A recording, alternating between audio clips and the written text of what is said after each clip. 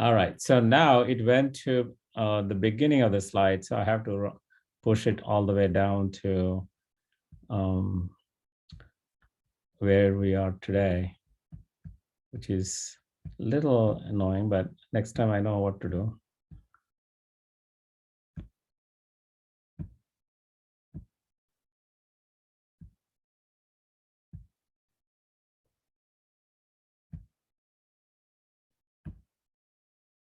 Okay, so this is today's startup, and so we're done with that. And so first is the one of the problems worked out, and is a little bit interesting because it's about molecular weight dependence on the barometric distribution, and so it's slightly different from normal problems you might see. And so the partial pressure of argon in Earth's atmosphere at, say, sea level is 0.0093 atmospheres. So it's actually quite substantial. 0.0093, we think it is not, but it is 9 millibar, essentially. And 9 millibar is big change in the pressure. In fact, because when you get a storm, the pressure changes about 10 millibar, and big storms maybe a little more than 10 millibar.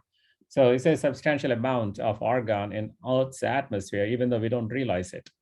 And it's released as part of the radioactive decay from the Earth core.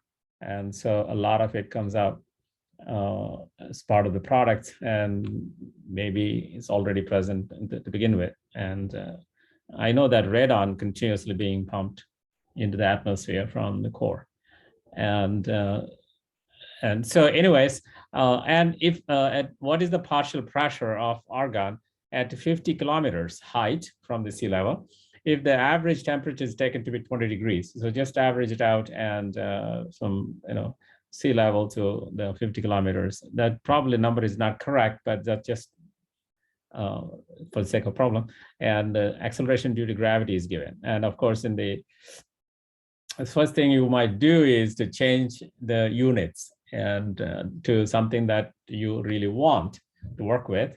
And so molecular weight we need, because this is the equation we're going to use, P equals to P0 e to the power minus m g z over RT, where m is the molecular mass, and the g is the acceleration of gravity, and z is the height, and t the temperature.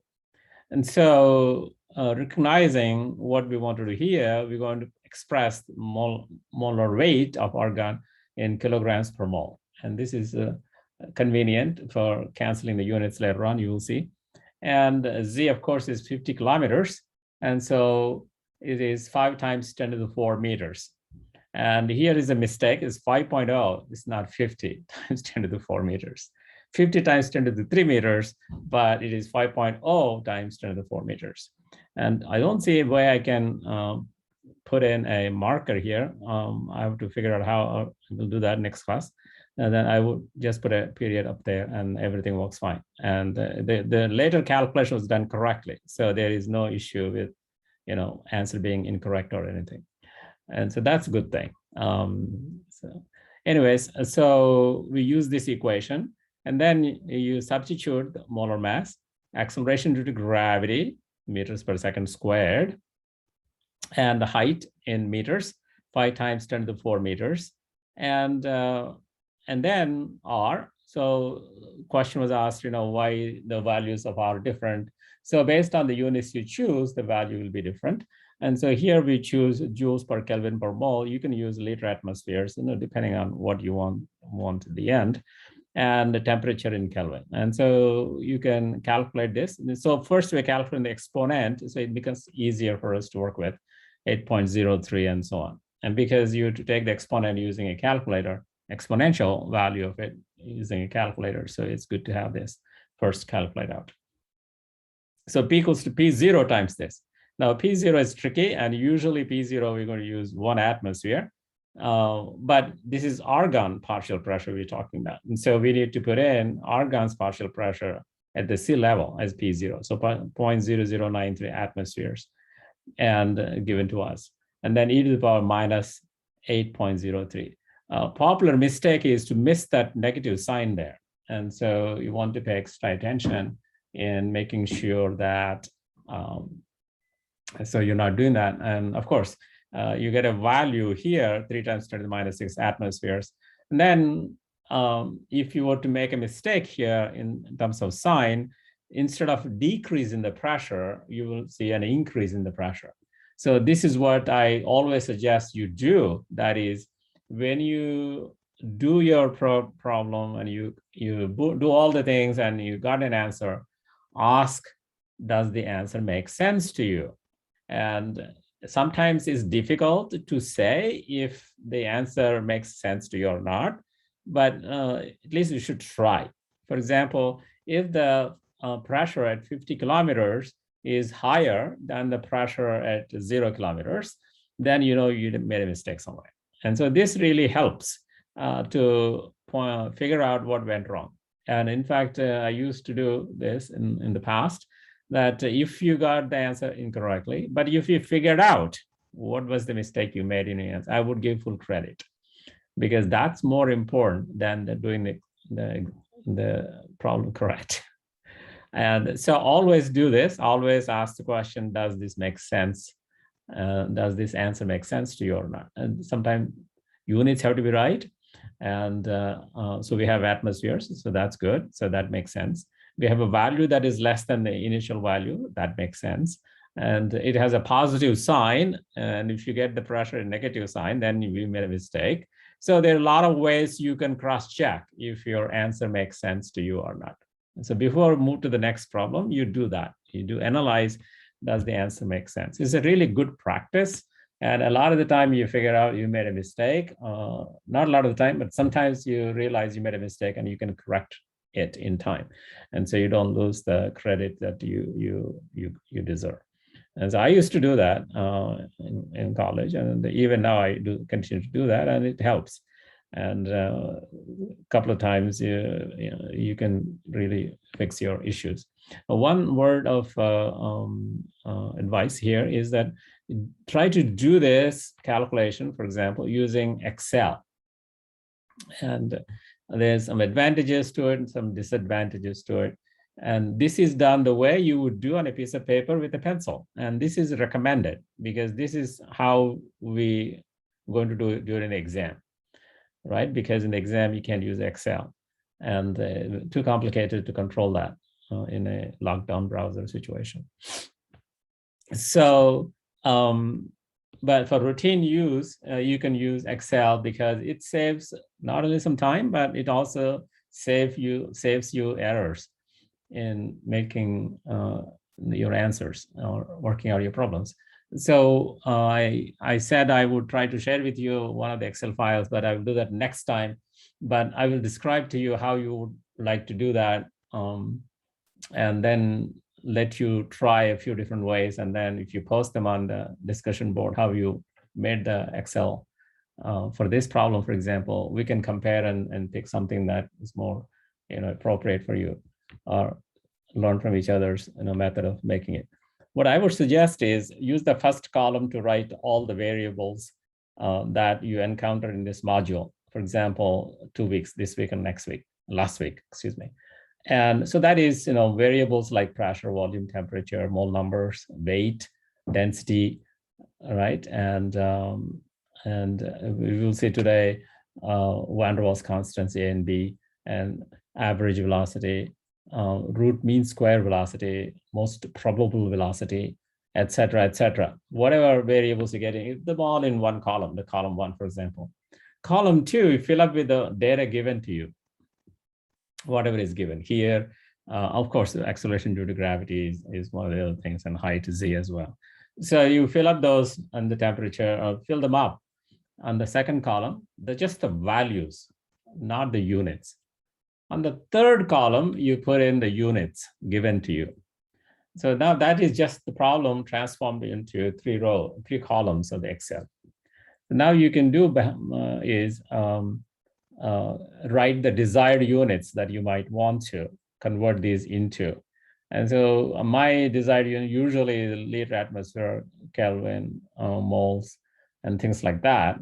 and kilograms and so on. Whatever your favorite, you can write them up, desired units, and then corresponding values you can calculate automatically if you set up a little calculator on Excel. And so, for example, pressure. You can convert from 1 atmosphere, say, for example, to PSI, to pascals, to torr, millimeters of mercury, etc. You can have one conversion row like that.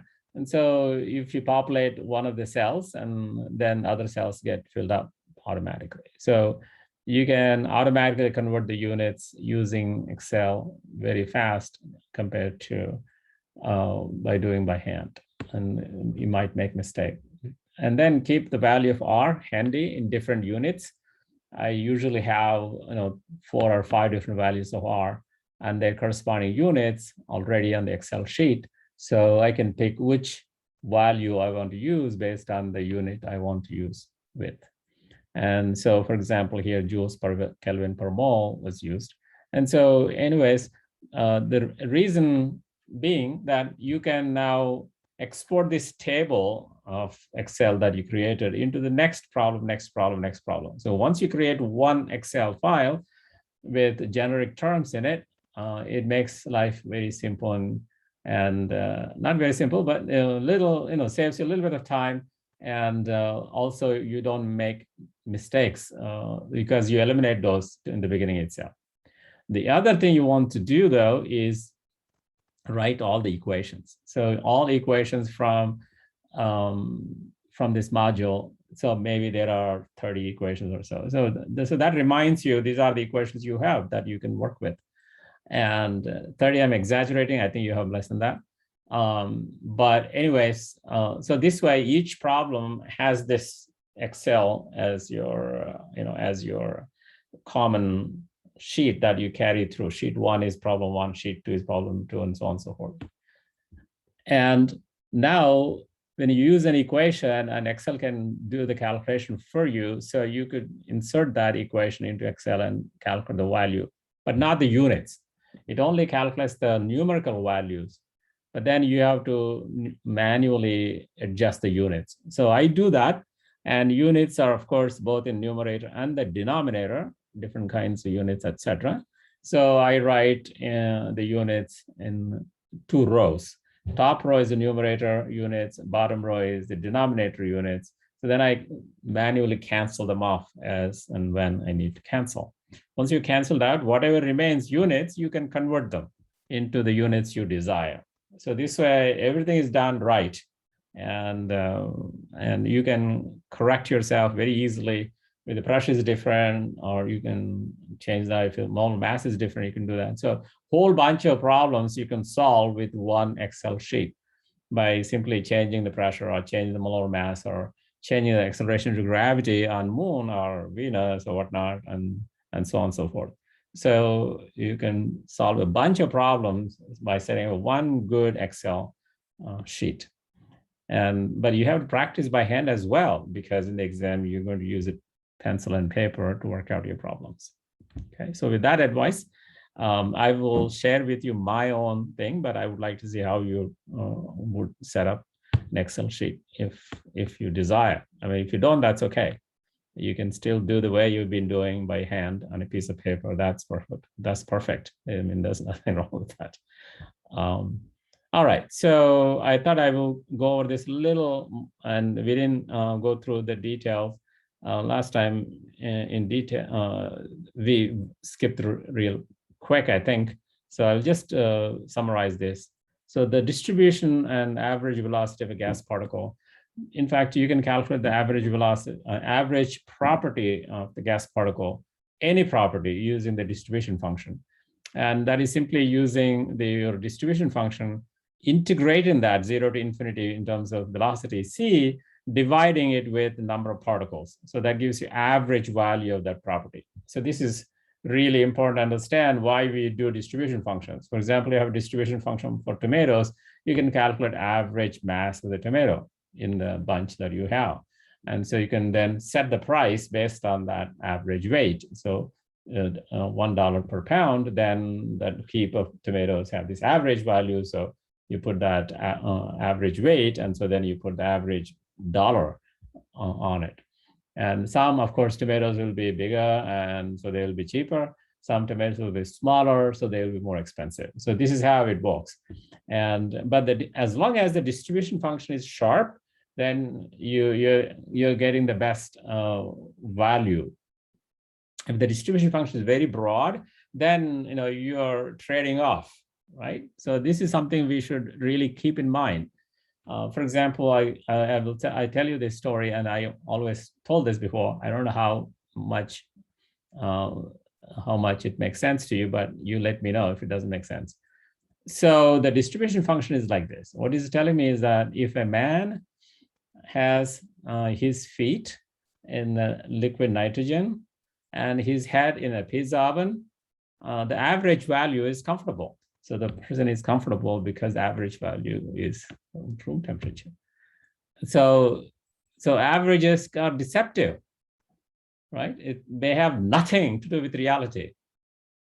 Okay, this is something really we should recognize as physical chemists. Average doesn't mean squat for the person whose feet are frozen and the head is in fire.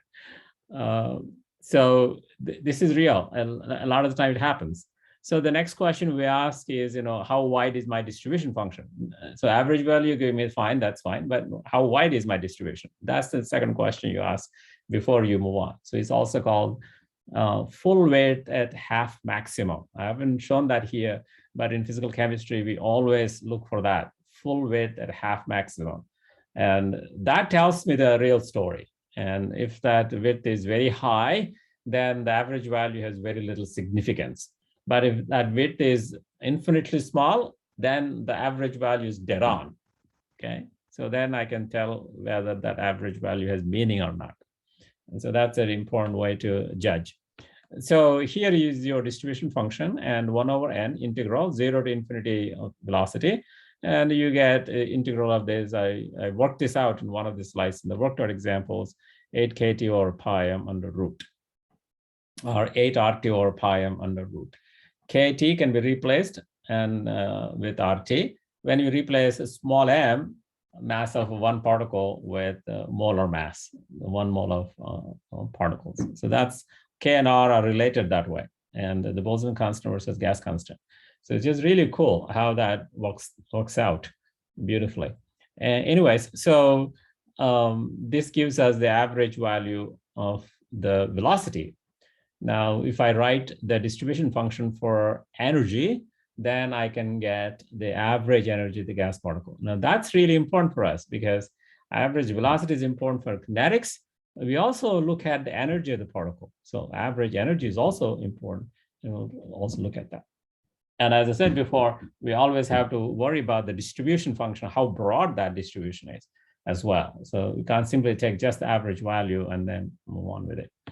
And so there are a couple of other small topics that I'm not covering here, but still important for the kinetics, equipartition energy, and so how energy is distributed in all different modes of the molecule. So now we are talking about molecules, not really atoms anymore, because atoms have no degrees of freedom, just one, three, X, Y, Z, and nothing else. But molecules have more than 3 degrees of freedom. So now how the energy is distributed, that becomes an important issue. And we'll see why that is in kinetics. And degrees of freedom related to that and in the book or any other resource you may want to look at. So it's just a small topic. You already read this thing before. It's just to review that for yourself. All right, so I mentioned about energy distribution. So the energy distribution is written as Maxwell Boltzmann distribution function. And what does this say is that you simply start with Maxwell's distribution, which is the velocity distribution, and you convert that into energy distribution shown here in the bottom. And so the way to do that here, the energy is purely kinetic. So we are not considering the potential energy of the system. And remember the barometric law, we are looking at the potential energy of the system. And we calculated that mg times z, So that's the height of the system. As you go higher and higher, the potential energy of the gas particles increase. So here we're not looking at the potential energy.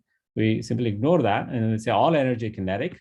So this is applicable to ideal gas and no interactions, no potential energy. And so then the kinetic energy of the system is 1/2 mc squared. M is again the mass of the particle, atomic mass. And c is, of course, the velocity of the particle, and you're squaring that. So the direction doesn't matter.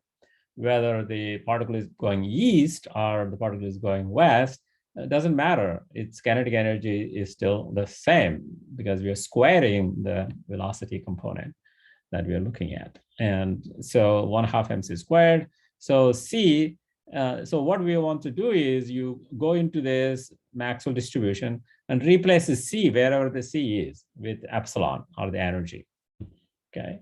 So use this relationship to replace wherever c squared or c is. Or then c equals to square root, right? C equals to square root of 2e over m. M goes in the bottom here, square root to epsilon over m. And so now I can take this and substitute for c squared, okay? And so then we are not done yet because we still have dc to replace with d epsilon. So dc now can be written using this. We know c, so if you differentiate and get dc out of it, then square root of 2 over m multiplied by 1/2 e to the power 1/2 minus 1 d epsilon, right? dc by d epsilon is the derivative, first derivative.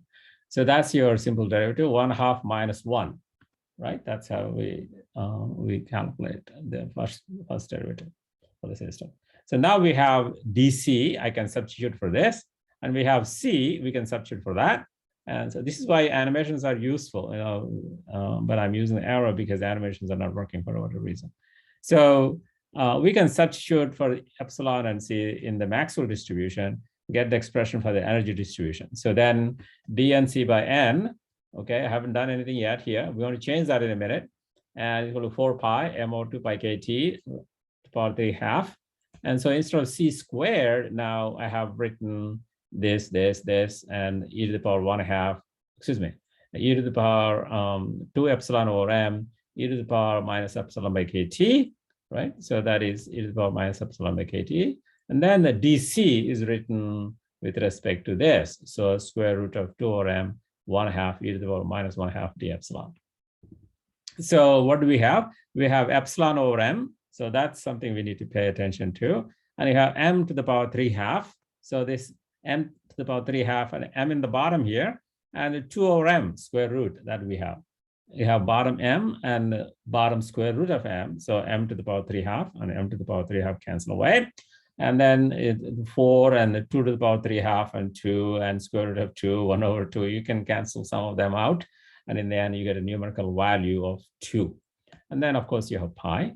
So 1 over pi kt, 3/2, epsilon to the power 1/2 ends up. Because you have epsilon minus half, so end up with epsilon plus half. So square root of epsilon still remains. And e to the power minus epsilon by kt as usual, so that stays the same. So what we have started out is a quadratic multiplied by exponential decay function. And then we ended up with square root multiplied by exponential decay. So this is the difference between the two distribution functions.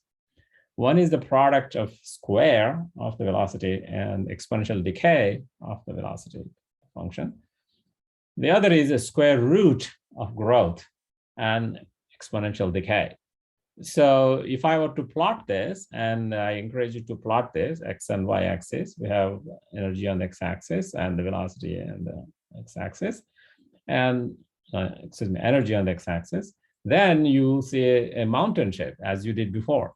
The only difference is that rise is fast when you have quadratic function, c squared. But the rise is going to be slow because you're square root of epsilon, square root. So much less steep. So it takes off very slowly and then decays off. And so that's the two functions products. Now, as you can imagine, now you can use this distribution function to calculate average kinetic energy of the particle. average energy of the particle very easily, and most probable energy of the particle as well, and average momentum of the particle, most probable momentum of the particle. Now, these parameters are important because in kinetics, we invoke collisions to induce chemistry. So you ask all these questions: what is the momentum, and what is the average momentum, and so on and so forth. And this distribution function is, again, important for us. And so keep that in mind. And another distribution function that is of interest to us is the Boltzmann distribution function. The Boltzmann distribution function looks very similar to Maxwell Boltzmann distribution function, but different. Because you may recall, it says the number of particles in the ith state is related to the number of particles in the ground state, n0, e to the power minus epsilon by kT. So the epsilon is still the same, is the energy gap between the two energy states. So Boltzmann distribution talks about energy levels and how you fill the particles into them. And some particles are low energy states, some particles are high energy states, but nevertheless, the energy is a distribution function as well. And so that, again, used to explain the temperature dependence of reaction rates.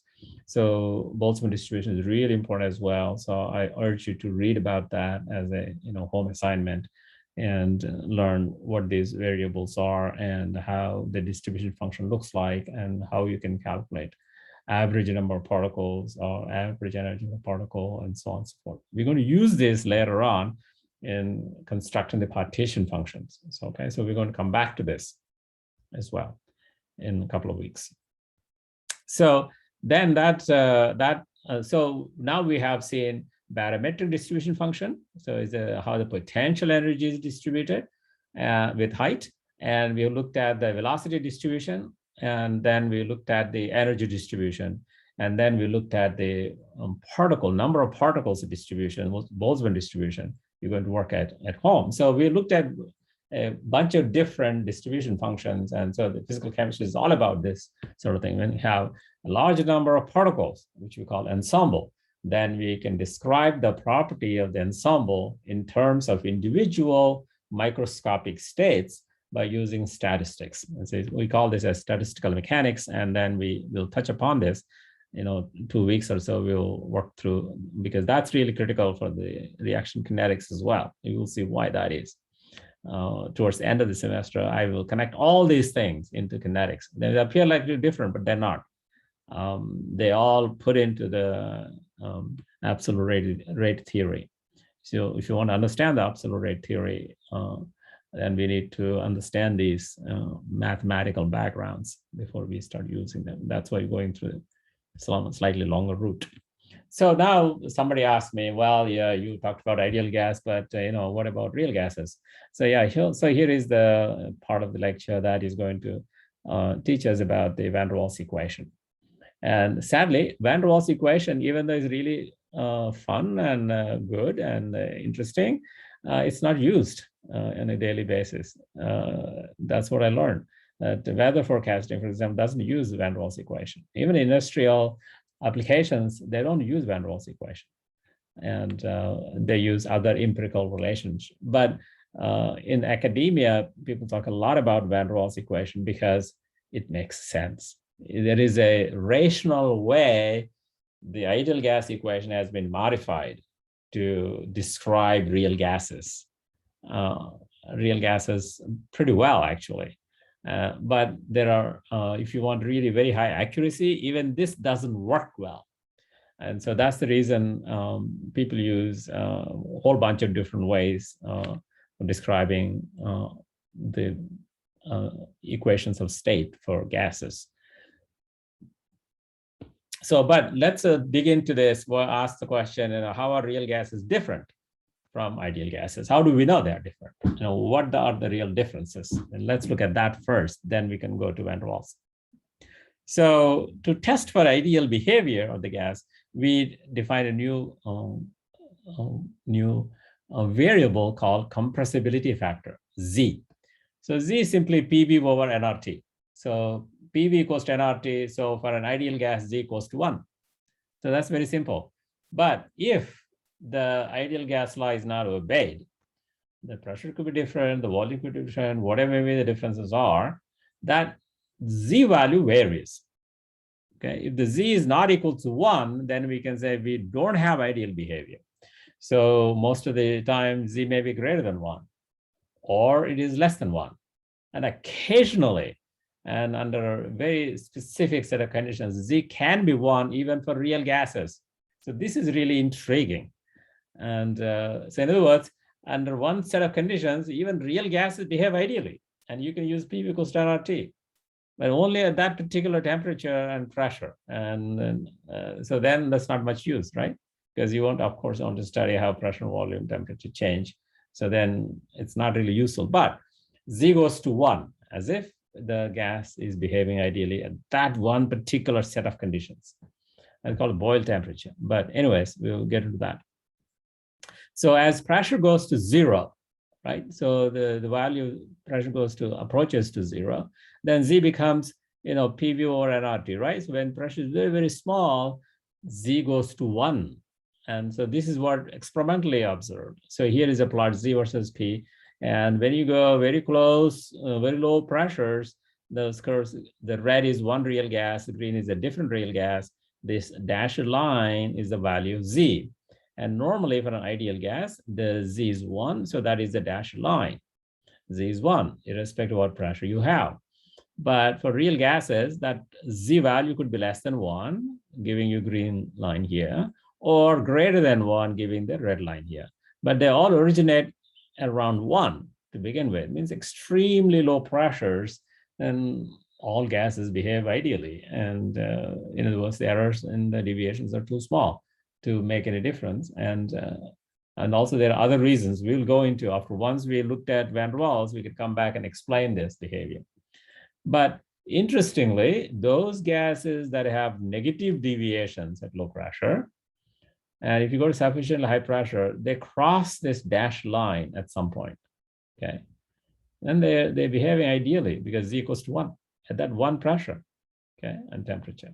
And that's really cool. And then we ask, we look at van der Waals equation and ask, can you explain this? And of course, van der Waals equation will explain you that, why it should go through that.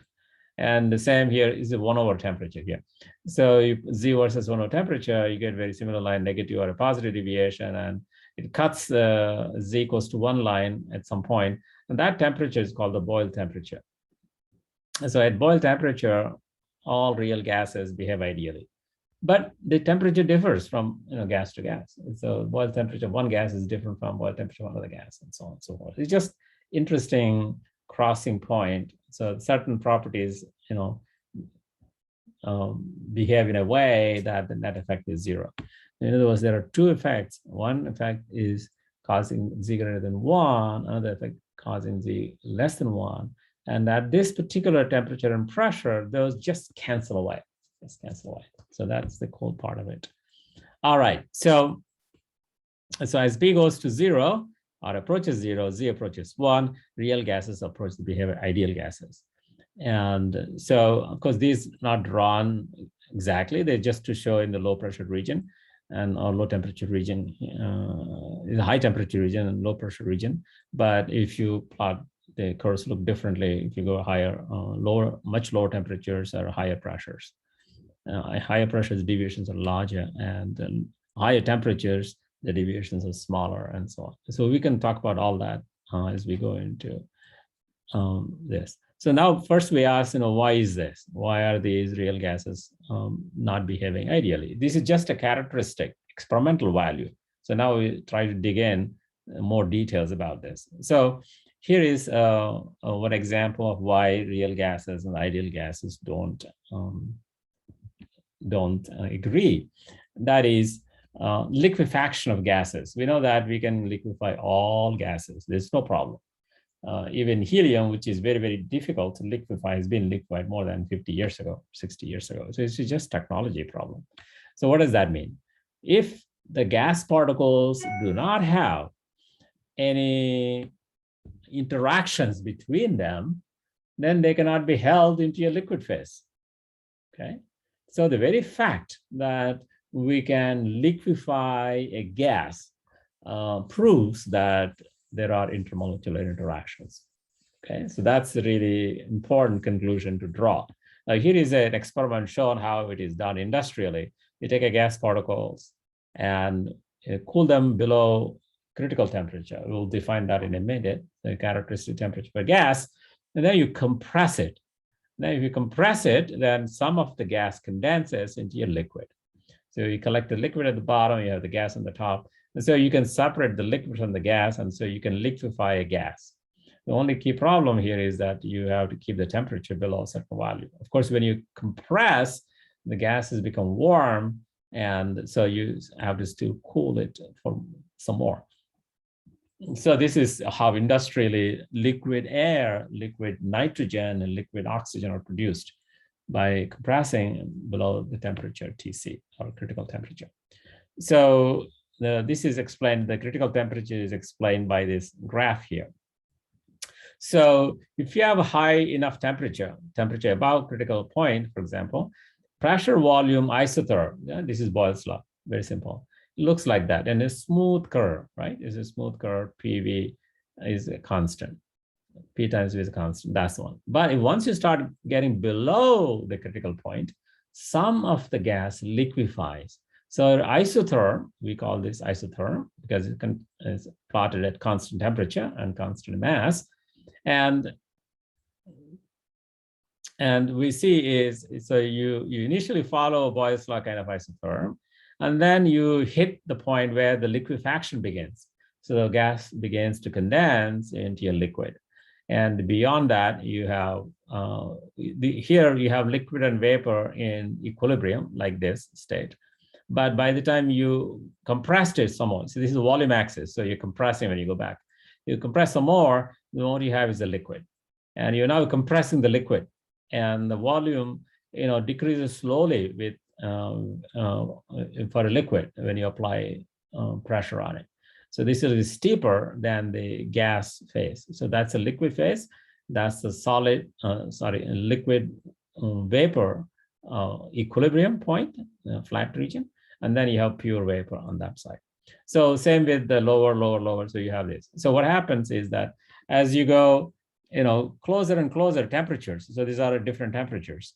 And to critical point, this plateau becomes smaller. And at critical point, that plateau is just a single point. Okay. And above that is normal gas behavior, and you will see. So real gas behavior, and that's what you will see. Okay. So that is the critical point, a temperature below which only you can produce the liquid by compressing it. Okay. So that's what that TC. This is a very important physical phenomenon. And we can come back and think about this. What does this mean in terms of molecules and molecular properties? So two things we can establish from this. One, I said already, you got to have interactions between the particles. Only then you can hold them in the liquid phase. Otherwise, you can't hold them in the liquid phase. If there are no interactions, you cannot condense it. So ideal gas cannot be condensed into your liquid. Okay, so that's where the ideal behavior ends, and the real behavior starts to show up more pronounced way.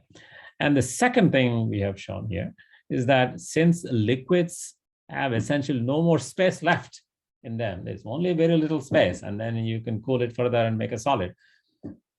Gas particles should have a finite volume. Otherwise, the liquid will have zero volume as well, because you condense them into a liquid, right? Or solidify the liquid into a solid. And if solid has a finite volume, then the molecules should have finite volume.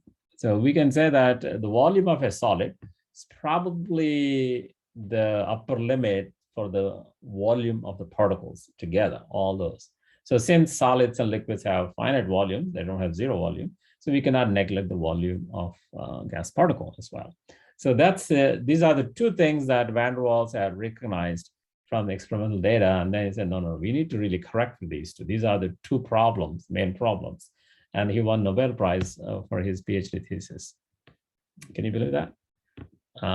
Because he put forth this, and then from this, he got his both PhD and the Nobel Prize. And so so now we'll think about what is the basis for this, and in slightly more details. And let's say you have a molecule in the bulk. Okay, it's a bulk gas, and you have molecule red in the middle of the container. Then it is surrounded by other molecules around it. And if there are interactions, okay, whatever they may be, the interactions are equally distributed around it isotropically. So the particle in the bulk doesn't feel anything because it's pulled equally on all directions. And so it has zero attraction or zero repulsion. Okay, this is really interesting.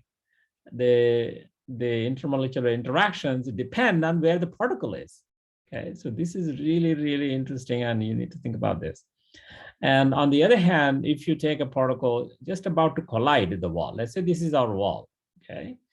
Then if the particle is about to collide the wall, you have the wall on one side and gas particles on the other side, okay? So for a moment, forget that wall has any attraction or repulsion, okay? That's getting more complicated than we need at this point.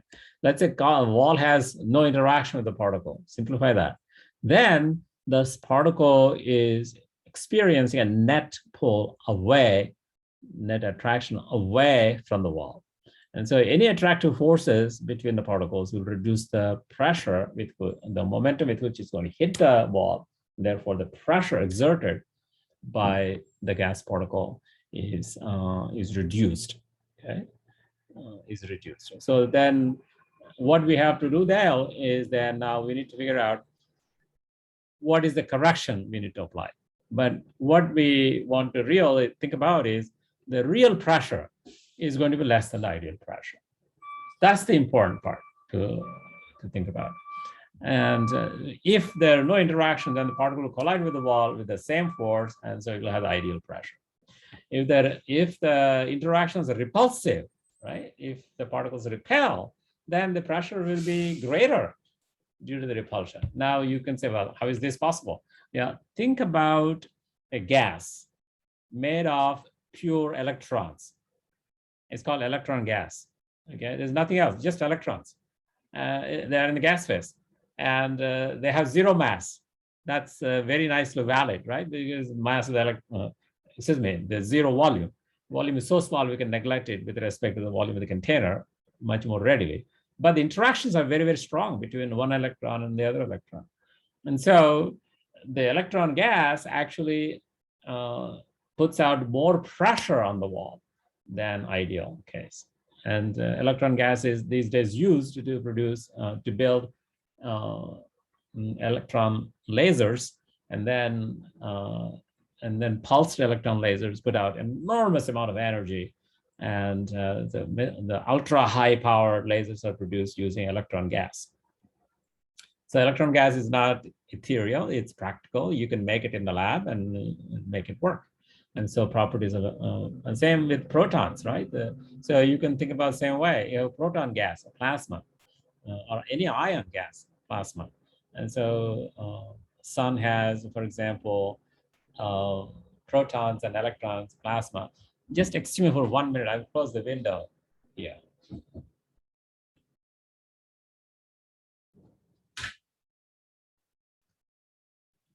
Okay, so class time seems to be really nice for some of these people to come and fill the gas tank and mow the lawn and do other things. So anyways, so keep in mind that the gas particle interactions could be attractive or repulsive. And so we need to keep that in mind when we modify the ideal gas equation to fit into the van der Waals equation. Okay, and so so we actually should take a break now. A blank slide means a break. And so hopefully the guy will leave in a few minutes because just fill in the propane tank, and it will be done in 5 minutes by the time we come back. We'll meet at 5 minutes after, so 10:25 or so, 10:25. See you.